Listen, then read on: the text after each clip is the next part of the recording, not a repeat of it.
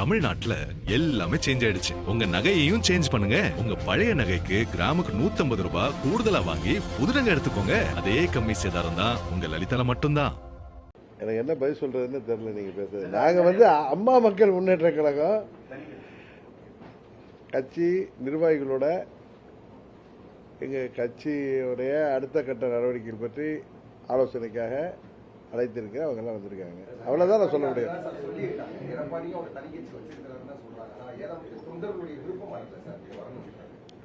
எனக்கு இதுக்கு என்ன பதில் சொல்றதுன்னு தெரியல. அதான் உண்மை. நான் ஏற்கனவே அம்மா மக்கள் முன்னேற்ற கழகம் அனைத்து இந்திய அண்ணா திராவிட முன்னேற்ற கழகத்திற்கு ஆதரவாக அந்த கூட்டணியில தான் இருக்கோம். தொடர்ந்து அந்த கூட்டணியில தான் இருக்கோம்னு நான் பலமுறை சொல்லிட்டேன். நீங்க இப்படி திரும்ப திரும்ப கேட்கிறப்ப அதுக்கு எனக்கு என்ன பதில் சொல்றதுன்னு தெரியல.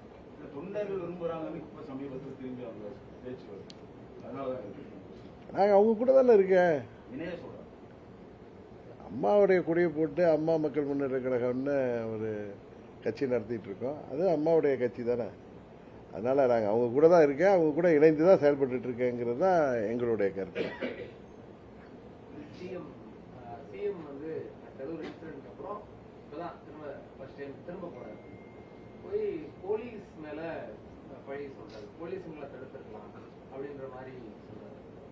அவர் தானே போலீஸ் துறை மந்திரி.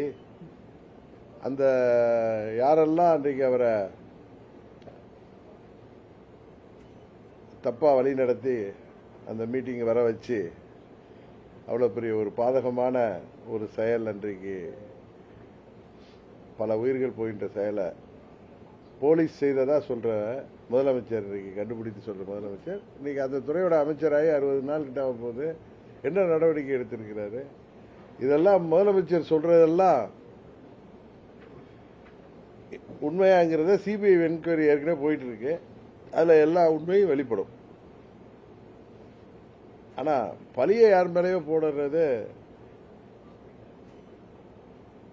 சரியா இருக்காதுன்னு நினைக்கிறேன். அதுல அந்த கரூர் துயர சம்பவத்திற்கு காரணமானவர்கள் யாராக இருந்தாலும் அவர்கள் சட்டத்தின் முன் நிறுத்தப்பட்டு அவர்களுக்கு உரிய தண்டனை உச்சநீதிமன்றம் வாங்கி தரும் என்ற நம்பிக்கை எங்களுக்கு இருக்கு. நான் ஏற்கனவே நானும் சொல்லியிருக்கேன். எல்லாரும் தமிழ்நாட்டில் உள்ள பல அவங்க கூட்டணியில் உள்ள கட்சி தலைவர்கள் முதற்கொண்டு இது ஒரு தவறான முன்னுதாரணம். இன்றைக்கு தாவேக அரசு இதிலும் ஒரு தவறான முன்னுதாரணத்தை உருவாக்கி வருகிறார்கள். என்ன சொல்ல போனா கடை தேங்காவை எடுத்து வலிப்பிள்ளையருக்கு உடைச்ச கதையா தான் இருக்குது அப்படின்னு தான் பார்க்க முடியும். முதலமைச்சர் எதிர்கட்சி தலைவர்களையும் சரி எதிர்கட்சிகளையும் சரி மேடைகளில் பொது இடங்களில் விமர்சனம் பண்ணக்கூடியது சரியான அரசியல், நாகரிகத்துக்கு உட்பட்ட அரசியல் தான் பாக்குறீங்களா? அதுக்கு திரைப்பட பாடல்கள் எல்லாம் பாடுறாரு, புரட்டான்றாரு, சால்னான்றாரு முதலமைச்சர். அவரு கொத்து புரட்டாங்கிறாரு.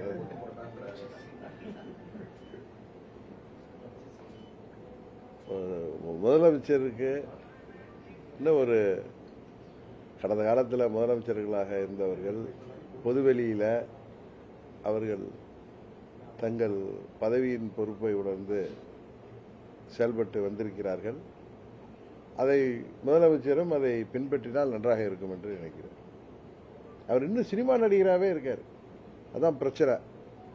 அதை சினிமா கவர்ச்சின்னு யாரு சொன்னா ரொம்ப வருத்தப்படுறாரு, கோபப்படுறாரு. அவரை சேர்ந்த அந்த பரிவாரங்களும் ஆச்சரியக்குறிகளும் ரொம்ப வருத்தப்படுறாங்க. அவருமே அன்னைக்கு திருச்சி மேடையில் அவர் அவருடைய உடல் மொழியே இன்னும் சினிமாவில் ஷூட்டிங் வரப்ப அவர் ஒவ்வொரு முறை வீட்டை விட்டு வெளியில வந்ததுலேருந்து அவர் வீட்டுக்கு போற வரைக்குமே எல்லாமே ஒரு ஷூட்டிங் பார்க்கிற ஒரு அனுபவம் தான் எல்லோருக்குமே ஏற்படுகிறது என்று எல்லோருமே சொல்கிறாங்க.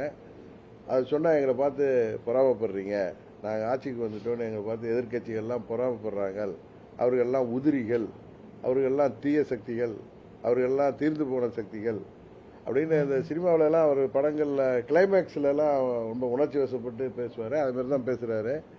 ஒன்னு பேசுனா கத்தி பேசுறாரு, இல்ல வாயே திறக்க மாட்டுறாரு. அதே முதலமைச்சர் பேசுங்கன்னு சொல்லி மற்றவர்கள் கேட்டாங்கன்னா நான் கேட்கறது இல்லை. ஏன்னா முதலமைச்சர் பேசினா இப்படிதான் இருக்குங்கிறது என்னால் யூகிக்க முடியுது. மற்றவர்கள் அவரை பேச சொல்லி பார்க்கணும் ஆசைப்படுறப்ப அவர் யார் என்பதை வெளிப்படுத்தி கொண்டிருக்கிறார். அது சட்டமன்றமாக இருக்கட்டும். நேற்றைக்கு கூட கரூர் மேடையே அப்படித்தானே இருந்துச்சு. அவருடைய பாடி லாங்குவேஜ் என்னமோ துக்கத்துக்கு வந்த மாதிரி கருப்பு சட்டெல்லாம் போட்டிருக்காரு. ஆனால் அவருடைய பேச்சிலேயோ அவருடைய உடல் மொழியிலேயே எந்த துக்கமும் வெளிப்படல. சினிமாவில் எப்படி ஒரு ரோலில் வந்து டைலாக் பேசுவாங்களோ அது மாதிரி தான் இருக்கே தவிர அதான் உண்மை. தப்பாக எடுத்துக்காதீங்க. முதலமைச்சர் அவர்கள் அவர் முதல்வர் என்பதை உணர்ந்து செயல்படணும். உடனே சொன்னால் அவருக்கு பரிவாரங்கள் இருக்காங்க. நம்ம மதுரையில் ஒருத்தர் இருக்காரு நிர்மல்குமார் வந்துச்சு, அதாவது உடனே எல்லாம் அரசியல் விட்டு போங்கிறாரு. அரசியலை விட்டு தமிழ்நாட்டு மக்கள் யாரை வெளியேற்ற வேண்டுமோ அவர்களை உறுதியாக வெளியேற்றுவார்கள். அதுபோல ஏதோ வாழ்வு வந்து விட்டதற்காக தான் இப்படி அர்த்தராத்திரில் கொடை பிடிக்க வேண்டாம்னு தான் அவங்களுக்கு சொல்கிறேன். அது எல்லோருக்கும் சேர்த்தே சொல்கிறேன். அவருடைய பேச்சு துணி அப்படிதான் இருக்கு. ஒரு அகம்பாவம் அகங்காரம் தான் தெரியுதே தவிர அதுல ஒரு தன்மையே இல்லை. அதுதான் சக்சஸ் ஃபார்முலான்னு நினைக்கிறாரா சார்? பிரச்சாரத்துக்கு அப்புறம் இல்ல அவர் ஒரு திரைத்துறை பிரபலம், சினிமாவில் வந்து பிரபலமான நடிகராக இருந்ததுக்காக தான் இந்த முறை ஆட்சிக்கு வந்திருக்காருங்கிறது யாராலையும் மாற்ற முடியாது. ஏன்னா அவர் என்ன 50-60 ஆண்டுகள் அரசியலில் சேவை செய்து வந்தாரா, இல்லை பேரறிஞர் அண்ணா போலையோ இல்லை புரட்சித் தலைவர் எம்ஜிஆர் போலவோ சினிமாவில் நடித்தாலும் அவர் பல ஆண்டுகள் அரசியலில் ஒரு கட்சியின் வளர்ச்சிக்காக ஒரு கட்சி ஆட்சிக்கு வர வேண்டும் என்பதற்காக உழைத்து வந்தவர். பல முறை சட்டமன்ற உறுப்பினராக இருந்து வந்தவர். அதான் சொல்லுவாங்கல்ல, சில பேருக்கு சில குருட்டு யோகம் குதிர்ஷ்டம். அதுபடி அவர் வந்தது சினிமா கவர்ச்சியை வச்சு தான். சினிமா நடிகர் இல்லைன்னா விஜய் யாருக்கு தெரியும்? உண்மைதானே? அதனால அவர் வந்தது சினிமாவில் இருந்தால் அவருக்கு உள்ள அந்த ஃபெமிலியாரிட்டியை வச்சு தான். அவர் சொல்றாருல, வீட்டில் எல்லாம் குழந்தைகள்லாம் டிவியில் பார்ப்பாங்கன்னு. தமிழ்நாடு முழுவதும் ஒரு 69 படங்களில் பல ஆண்டுகள் நடித்து சினிமா துறையில் சக்சஸ்ஃபுல்லாக இருந்ததுனால அந்த பிரபலத்தை வைத்து இன்றைக்கு 60 ஆண்டு கால திராவிட ஆட்சிகளுக்கு ஒரு மாற்று வேண்டும் என்ற எண்ணத்தில் மக்கள் அவரைக்கு 108 தொகுதிகள் தான் கொடுத்தாங்க. பெரும்பான்மை கொடுக்கல. பெரும்பான்மைக்கு அவர்கள் மற்ற கட்சிகளை, அது திமுக கூட்டணியில் வெற்றி பெற்ற கட்சிகளை திரும்ப திரும்ப சொல்றேன், அவருக்கு அது புரிய மாட்டேது. அவரை சேர்ந்தவர்களுக்கு பரிவாரங்களுக்கும் புரியல. எங்களுக்கு மக்கள் ஆட்சியை கொடுத்திருக்கிறார்கள், அதை பார்த்து பொறாமைப்படுகிறார்கள் சொல்றது தவறு. நீங்க 118 எடுக்கல, நீங்க யார்கிட்டெல்லாம் ஆதரவு வாங்கியிருக்கீங்க அப்படிங்கிறத யோசிச்சு பாருங்க. உங்களை எதிர்த்து இப்ப அதுல திரு விஸ்வநாதன் அவர்கள் அமைச்சராக இருக்காருன்னா காங்கிரஸ் கட்சி சேர்ந்தார். அவர் மேலூர்ல தாவேகா வேட்பாளரை எதிர்த்து தான் ஜெயிச்சு வந்திருக்காரு. அது கிள்ளியூர் சட்டமன்ற உறுப்பினராக இருக்கட்டும். இங்க ஆதரவு கொடுக்குறாங்களே கம்யூனிஸ்ட்ல 2 கம்யூனிஸ்ட் சேர்ந்த 4 உறுப்பினர்கள், விசிகே சேர்ந்த 2 உறுப்பினர்கள், ஐயுஎம்எல்ஏ சேர்ந்த 2 உறுப்பினர்கள், எங்க கட்சியில தட்டி தூக்குனாங்களே அந்த உறுப்பினர், எல்லாருமே காங்கிரஸ் கட்சியை சேர்ந்தவர்கள் மாத்திரம் இல்ல, எல்லாருமே அந்த 11 பேர் வருதா, 11 பேருமே திமுக கூட்டணியிலிருந்து வெற்றி பெற்றவர். அமமுகவிலிருந்து தட்டி தூக்கப்பட்டவர் வந்து அதிமுக கூட்டணியிலிருந்து வெற்றி பெற்றவர். இவர்கள் ஆதரவோடு ஒரு கூட்டணி ஆட்சி அமைச்சிட்டாங்கிறாங்க. இது வந்து இதை வேற மாதிரி சொன்னா ராஜாவை சொன்ன மாதிரி நீங்க என்னிட்ட கண்டனம் தெரிவிப்பீங்க. இது வந்து அவங்க கூட்டணியில இருந்து யாரும் ஜெயிச்சு வந்தவங்க கிடையாது. அவரை எதிர்த்து ஜெயித்து வந்தவர்களோட அவர்கள் ஏதோ ஒரு காரணத்தை சொல்லிக்கொண்டு இந்த ஆட்சி ஜனாதிபதி ஆட்சி வந்துவிடக்கூடாது என்பதற்காக இந்த ஆட்சிக்கு ஆதரவு கொடுத்திருக்கிறார்கள். அதுல இருந்து தப்பிக்குவதற்கு தான் அவருக்கு காங்கிரஸ் மேலேயும் நம்பிக்கை இருக்கான்னு தெரியல, கம்யூனிஸ்டுகள் மேலேயும் நம்பிக்கை இருக்கான்னு தெரியல, மற்ற விசிகே ஐயுஎம்எல் மேலேயும் நம்பிக்கை இல்லைங்கிறதுனால தான் அதிமுக சட்டமன்ற உறுப்பினர்களை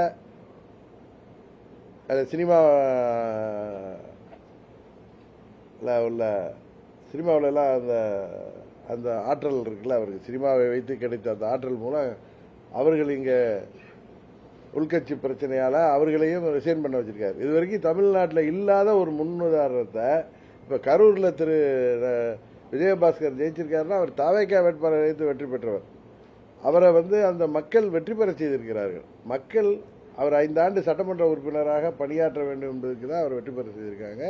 அது விஜயபாஸ்கரா இருக்கட்டும், மற்ற அந்த 6 பேராக இருக்கும் அதிமுகலேருந்து ரிசைன் பண்ணவங்க அத்தனை பேருமே அந்த தொகுதியில் 5 ஆண்டுகள் சட்டமன்ற உறுப்பினராக தங்களுக்கு பணியாற்ற வேண்டும் என்று இரட்டை இலையில் வெற்றி பெற்றவர்கள்.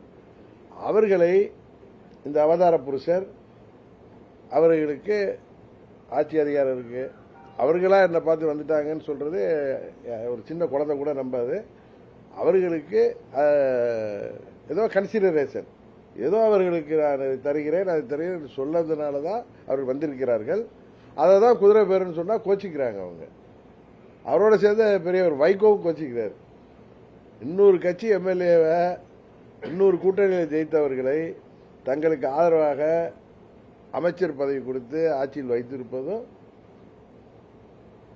எதிர்கட்சிகள் இருந்த சட்டமன்ற உறுப்பினர்களை ஆதரவாக வச்சிருப்பதும் ஒரு ஊழல் தான். அது ஒரு ஊழல் தான். லஞ்சத்தை சேர்ந்தா அது மாதிரி 6 சட்டமன்ற உறுப்பினர்களை அதிமுக உறுப்பினர்களை ரிசைன் பண்ண வச்சதும் ஊழல்ல தான் சேரும். அது அதனால இவங்க தூய சக்திங்கிறதெல்லாம் சும்மா தமிழ்நாட்டை அழிக்க வந்த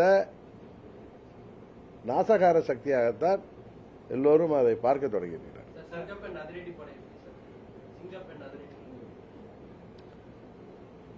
பெயர் சினிமா பாணியில் இருந்தாலும் அது செயல்படணுங்கிறது தான். ஏன்னா இன்றைக்கு ஆட்சி அதிகாரத்தில் முதலமைச்சராக அவரை அமர்த்தி விட்டதாக அவரே புலகாங்கிதம் அடைகிறாரு. அதனால அவருடைய டியூட்டி அது தமிழ்நாட்டில் சட்டம் ஒழுங்கை பாதுகாக்கணும், பெண்கள் பாதுகாப்பை உறுதி செய்யணும், போதை மருந்து புழக்கத்தை தடுக்கணும். அதுபோல தமிழ்நாட்டில் பல வளர்ச்சி திட்டங்களை கொண்டு வரணும். அவர்கள் சொன்ன தேர்தல் வாக்குறுதிகளை விவசாயிகளை ஏமாற்றியது போல் ஏமாற்றாமல் அவற்றை எல்லாம் நிறைவேற்றணும். இன்னும் சில பேர் அவர்களுக்கு ஆதரவாக ஓராண்டு டைம் கொடுக்கணும், 6 மாதம் டைம் கொடுக்கணும் அப்படின்லாம் சொல்றாங்க. அது வளர்ச்சி திட்டங்களுக்கும் தேர்தல் வாக்குறுதிகளை நிறைவேற்றுவதற்கும் அவர்கள் கால அவகாசம் எடுத்துட்டோம். 5 ஆண்டுகள் கூட எடுத்துக்கிட்டோம். தேர்தல் வாக்குறுதிகள் நிறைவேற்ற மாதிரி வாக்குறுதிகள் கிடையாதுங்கிறது எல்லோருக்குமே தெரியும். ஏற்கனவே திமுக எப்படி அதிலெல்லாம் கஷ்டப்பட்டாங்கிறது தெரியும். அதனால தமிழ்நாட்டிற்கு வேலைவாய்ப்பை பெருக்குவதற்கு வளர்ச்சி திட்டங்களை கொண்டு வர வேண்டும். அதுபோல அடிப்படை வசதிகளை தொடர்ந்து பராமரிக்க வேண்டும். இதையாவது அவர்கள் ஒழுங்காக செய்ய வேண்டும். அதை செய்வதற்கு யாரும் அவங்கள போய் குறை சொல்லல. அவர்கள் இதுபோல மேடைகளில் ஏறி மற்றவர்களை பற்றி தவறாக பேசுவதற்கும், அவர்கள் வானத்திலிருந்து குதித்தது போன்று அவர்கள் காட்டிக்கொள்வதற்கும், அவர்கள் தேவதூதர்கள் போலவும் அவதார புருஷர்கள் போலவும் இனிமே தமிழ்நாட்டை காப்பாற்ற வந்த மீட்பர் போலவும் அவர் பேசுவதும் அவரை சேர்ந்தவர்கள் பேசுவதற்கும் தான் எதிர்க்கட்சிகள் பதில் சொல்கிறார்கள். விவசாய கடனை ரத்துப்படி செய்ய சொல்லி எந்த விவசாயிகளும் கேட்கல. ஆட்சிக்கு வந்த உடனே இவங்க இந்த ஏமாற்று வேலை பண்றதுதான், அவர்களை ஏமாற்றியது தான். விவசாயிகளும் போராடுறாங்க. ஒரு விவசாயி கூட இறந்துட்டாரு, அவர் வீட்டில் யாருக்கும் வேலை வாய்ப்பை கொடுத்தா அது எல்லாரும் பாராட்டுவார்கள். இவங்க கூட்டத்தில் இறந்து போனவர்களுக்கு இவர் வேலை வாய்ப்பை கொடுப்பது தான் இன்னைக்கு விமர்சனத்துக்குள்ளாகுது. அன்றைக்கு இந்த விவசாய கடன்களை முழுமையாக தள்ளுபடி செய்ய வேண்டும், எங்களை ஏமாற்றக்கூடாது என்று போராடிவிட்டு வீட்டுக்கு சென்ற விவசாயி தலைஞாயிறை சேர்ந்தவர் இறந்தாரே, அவர் வீட்டில் உள்ளவங்களுக்கு வேலை வாய்ப்பை கொடுத்தால் அது உறுதியாக எல்லாரும் பாராட்டுவார்கள். அதனால மக்களை ஏமாற்று வேலையில் செய்யாம எதிர்கட்சிகள்ல தவறான முன்னேற்றத்தை காட்டி எதிர்கட்சி சட்டமன்ற உறுப்பினர்களை சுரண்டாமல், எதிர்கட்சியினரை ஆசை வார்த்தை கட்டி ஆளுங்கட்சி என்று பிள்ளை பிடிப்பது போல் பிடிப்பதை நிறுத்தி வைத்து ஆட்சி செய்ய வேண்டும் என்பதுதான் எதிர்கட்சிகளின் குரலாக இருக்கிறது.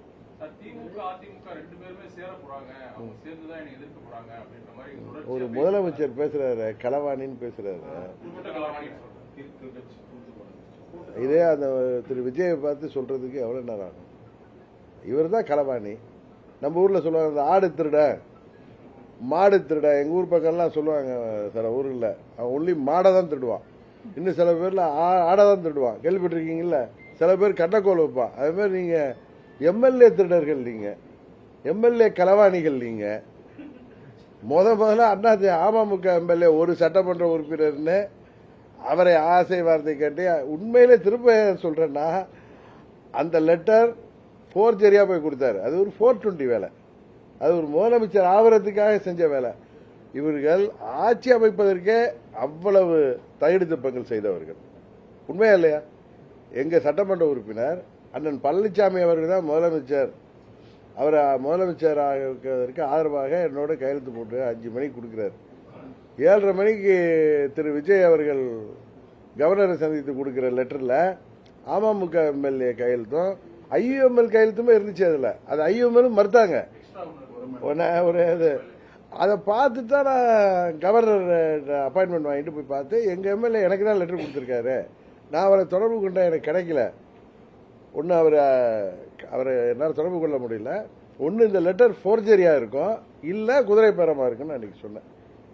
அவங்க இல்லை ஃபோர்ஜரி இல்லை, ஏன்னா அவங்க பயந்துட்டாங்க. அது ஃபோர்ஜரி லெட்டர் இல்லைன்னு காமிக்கிறதுக்கு அந்த எங்கள் அப்பா குதிரைக்குள்ளார இல்லைன்னு அந்த திருட்டு வீடியோவை விட்டாங்க.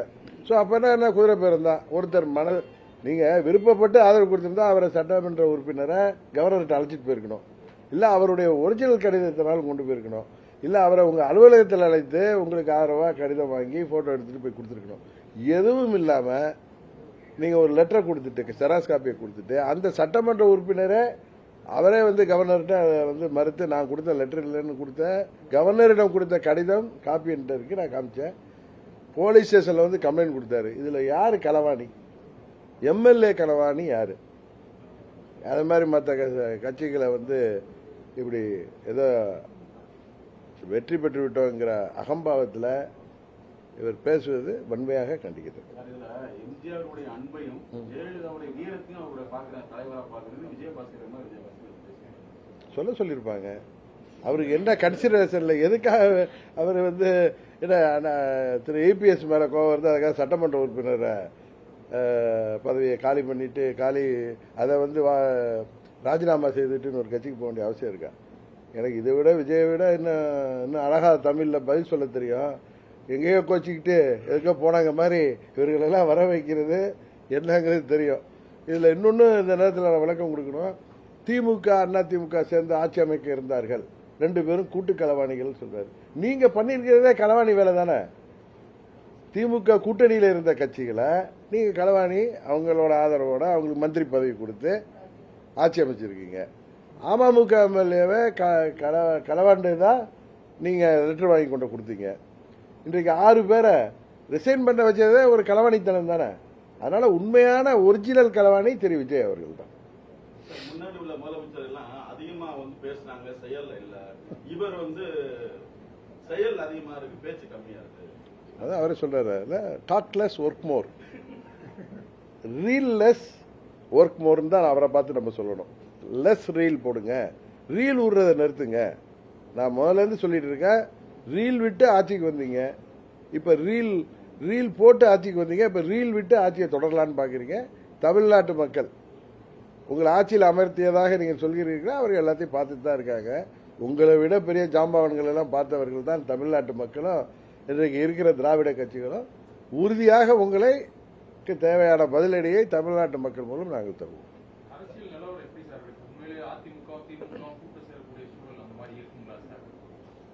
இல்லை, இதெல்லாம் முன்னாடியே நம்ம கணிச்சு சொல்றதுக்கு நான் ஒன்றும் மெட்டலாஜிக்கல் டிபார்ட்மெண்ட்லயும் வல்லுநரும் கிடையாது, ஜோதிடரும் கிடையாது. சூழ்நிலைகள் முடிவு செய்யும். இப்ப யாராவது நீங்க யாரும் எத்தனை முறை என்ன பார்த்துருக்கீங்க விஜய் ஆட்சிக்கு வருவாரான்னு நீங்க யாரும் சொன்னீங்களா? என்ன கூட கேட்டீங்க, இவர் தான் கேட்டார், நீங்க விஜய் தலைமை ஏற்றிட்டு போவீங்களான்லாம் கேட்டார் என்கிட்ட. ஒரு கட்சி இது வந்திருக்காரு, அவருக்கு பாப்புலாரிட்டி இருக்கு, அவர் கூட கூட்டணி போனா என்ன இருக்குன்னு தான் நான் கேட்டேன். அதே நேரத்தில் சொன்ன நான் அங்கே போவேங்கிற எண்ணத்தில் சொல்லலை, இதே இடத்துல சொன்னேன். என்னுடைய தேசிய ஜனநாயக கூட்டணியை விட்டு வெளியே இருந்தாலும் என்னுடைய முதல் சாய்ஸ் தேசிய ஜனநாயக கூட்டணி தான் அன்றைக்கு சொன்னேன். அப்போ கூட நீங்கள் திமுகவோட போவீங்களா விஜயோட போறீங்களா இவர் தான் கேட்டார். நான் சொன்னேன், இப்போ ஒரு யதார்த்தத்தை சொல்றது. இப்போ அவர் சொல்றல, அவர் தான் களவாணின்னு சொல்றேன்ல. ஏன்னா திமுகவுக்கு அண்ணா திமுகவுக்கு வக்காலத்து வாங்கி சொல்லல, இன்னொரு கட்சியை களவாணின்னு சொன்னா அப்புறம் நீங்க செய்த களவாணித்தனத்தை நாங்கள் சொல்லி தானே ஆகணும். அதே போல நான் யதார்த்தத்தை தான் சொல்றேன். எனக்கு விஜயை பார்த்து போட்டியும் கிடையாது, பொறாமையும் கிடையாது. அவர் ஆட்சிக்கு இது எப்படியோ ஆட்சிக்கு வந்துட்டீங்க, ஒழுங்கா ஆட்சி நடத்துறது பார்த்துட்டு இதை மாதிரி இன்னும் ஷூட்டிங் சினிமா நடிகராகவே இருக்காதீங்க, நீங்க முதலமைச்சராக செயல்படுங்கன்னு தான் சொல்றோம்.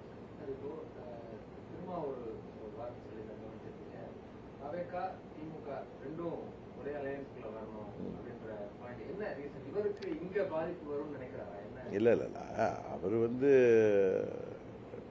பாஜகவை எதிர்க்கணுங்கிறதுக்காக தாவேக்காவும் திமுகவும் ஒரே அணியில் வரணும்னு சொல்றாரு. அவரு அது ஒரு பொலிட்டிக்கல் ஸ்டேட்மெண்டா தான் நான் பார்க்கிறேன். அதே மாதிரிதான் திமுகவும் அண்ணா திமுகவும் ஒன்னா வருமா வர்றதுக்கு வாய்ப்பு இருக்கான்னு கேட்குறீங்களா? ஒரு பொலிட்டிக்கல் சிச்சுவேஷன் யாரை வேண்டுமானாலும் ஒன்று சேரும். அதுதானே இது வரைக்கும் கடந்த காலத்தில் பார்த்துருக்கோம். பேரறிஞர் அண்ணாவும் ராஜாஜியும் ஒன்று சேர்ந்திருக்காங்க, சரிதானே?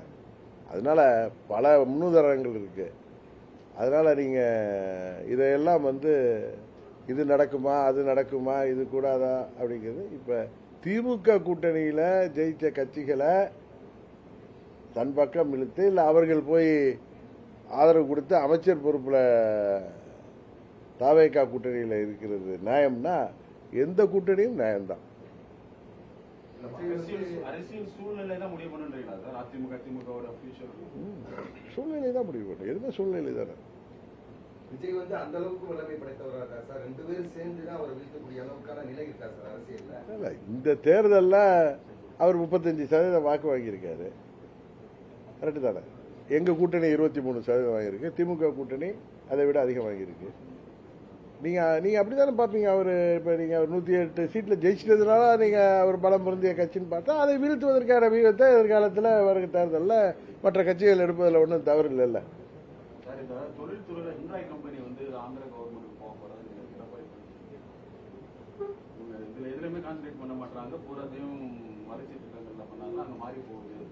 அதனால கொஞ்சம் கான்சன்ட்ரேட். உண்மைதான் அவர் சொல்றது உண்மை. அவர்கள் இந்த ஆட்சி கவிழ்ந்து விடுமோங்கிற பயத்துல திரு விஜய் அவர்கள் இருக்கிறாரு. காங்கிரஸ் கூட அவங்க நம்புறாங்க, மற்ற கட்சிகளை நம்புவதற்கு பயப்படுறாங்க. அதனாலதான் அதிமுக எம்எல்ஏக்கெல்லாம் ரிசைன் பண்ணா இன்னும் ஒரு 4-5 மாதங்கள்ல மறுபடியும் ஒரு இது வந்துச்சுன்னா, நம்பிக்கையில்லா தீர்மானம் வந்தா இவர் எம்எல்ஏ அசம்பிளி ஸ்ட்ரென்த் கம்மியா இருக்கும். அப்ப இருக்கிறத வச்சு அதை பெரும்பான்மை காட்டி விடலாம்ங்கிறதுக்காக தான் அவர் அதிமுக அவர்களை சதி செய்து ரிசைன் பண்ண வைக்கிறார். அது இந்த தேர்தலுப்பே இன்னைக்கு இந்த சென்னை தலைமை நீதிபதி தலைமையிலான அமர்வே நேற்று அது 5 தொகுதிகளில் தேர்தல் நடத்த அறிவிப்பு கூடன்னு சொல்லியிருக்காங்க. அதனால அது தேர்தல் நடக்காம இருக்க விஜய்க்கு அது சாதகமான ஒரு சூழ்நிலை உருவாக்குவதற்காக செய்த இது ஒரு தந்திரமான நரித்தனமான களவாளித்தனமான நடவடிக்கை தான் சட்டமன்ற உறுப்பினர்களை ரிசைன் பண்ண வைப்பது. அதுலதான் அவங்க கான்சென்ட்ரேட் பண்றாங்களே தவிர வேற எந்த வளர்ச்சி திட்டத்திலையும் அவர்கள் ஒன்றும் கான்சென்ட்ரேட் பண்ணல. சும்மா ரீல்ஸ் போடுறாங்க, அவ்வளவுதான். ஏன்னா ரீல்ஸ் போட்டு மக்களை ஏமாத்தி ஆட்சிக்கு வந்த மாதிரி இப்ப அது நடந்ததா இது நடந்ததா போடுறாங்க. அவங்க உண்மையிலே இப்ப செயல்படுறது கரூர்ல பேசியது இதெல்லாம் பாத்தீங்கன்னா அவர் ஒரு தேர்தலுக்கு முன்பு பேசிய அதே ஸ்டைல பேசுறதுக்கு காரணம் ஆட்சி கவிழ்ந்து விடுவோங்கிற பயத்துல, ஆட்சியை காப்பாற்றிக் கொள்ள வேண்டுங்கிற பயத்துல தான் செயல்படுறாங்க தவிர வேற தமிழ்நாட்டு வளர்ச்சி எதுலையுமே அவர்களுக்கு எந்தவித ஈடுபாடும் இருப்பதாக தெரியவில்லை.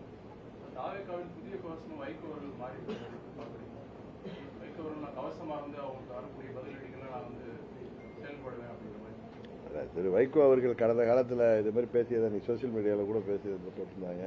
திரு கலைஞர் அவர்களுக்கு நான் கவசமா இருப்பேன்னு பேசினாரு, அம்மா அவர்களுக்கு கவசமா இருப்பேன்னு பேசினாரு. இன்றைக்கு விஜய் திரு ஸ்டாலின் அவர்களுக்கு கவசமா இருப்பேன்னு பேசினாரு. இன்றைக்கு விஜய் அவர்களுக்கு கவசமா இருப்பேன். அவ்வளவுதான். அவர் வார்த்தை அதை தான் ஆளுக்கு தான் மாறுறாங்க. பழைய மக்கள் நல கூட்டணிக்கு உருவாயிருக்கல சார். பழைய மக்கள் 2.0 எது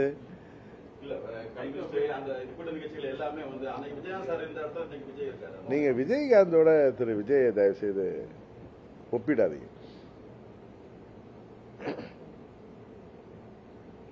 அவர் வெளியில எங்கேயும் நடிக்கிறார், சினிமாவில் நடிச்சதோட சரி, பொது வெளியில நடிக்க மாட்டார், யதார்த்தமா இருப்பாரு. Okay, thank you.